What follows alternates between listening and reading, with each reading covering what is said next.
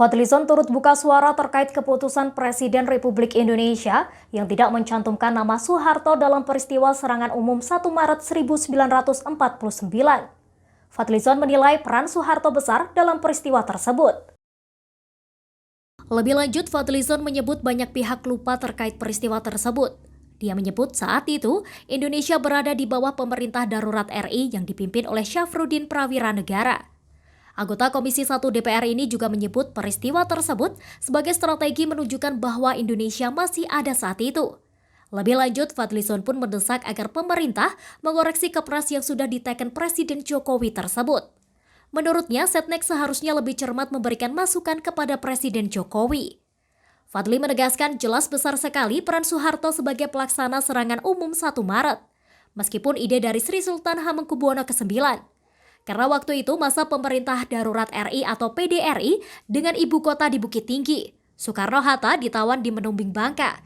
Jadi kekuasaan negara di bawah Mr. Syafruddin Prawira Negara dan Jenderal Sudirman tunduk pada PDRI.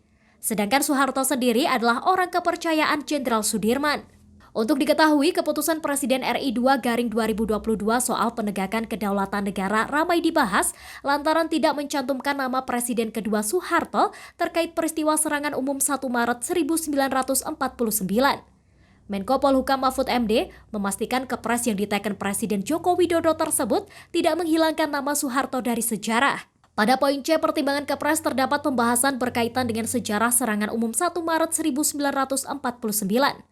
Pada poin itu memang tidak tercantum nama Soeharto. Poin C tersebut berbunyi bahwa peristiwa serangan umum 1 Maret 1949 yang digagas oleh Sri Sultan Hamengkubuwono IX dan diperintahkan oleh Panglima Besar Jenderal Sudirman serta disetujui dan digerakkan oleh Presiden Soekarno dan Wakil Presiden Muhammad Hatta dan didukung oleh Tentara Nasional Indonesia, Kepolisian Negara Republik Indonesia, Laskar-Laskar Perjuangan Rakyat dan segenap komponen bangsa Indonesia lainnya merupakan bagian penting dalam sejarah perjuangan bangsa Indonesia yang mampu menegakkan kembali eksistensi dan juga kedaulatan negara Indonesia di dunia internasional setelah berhasil menyatukan kembali kesadaran dan semangat persatuan dan kesatuan bangsa Indonesia.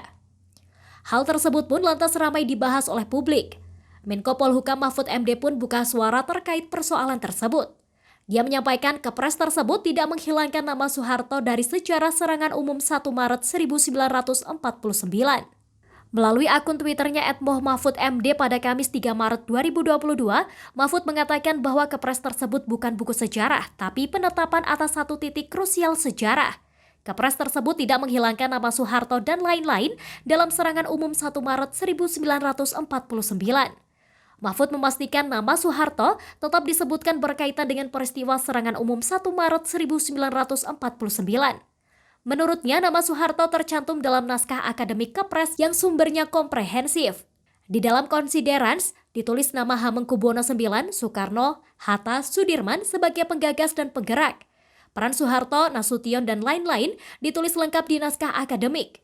Sama dengan naskah proklamasi 1945, hanya menyebut Soekarno-Hatta dari puluhan founding parents lainnya.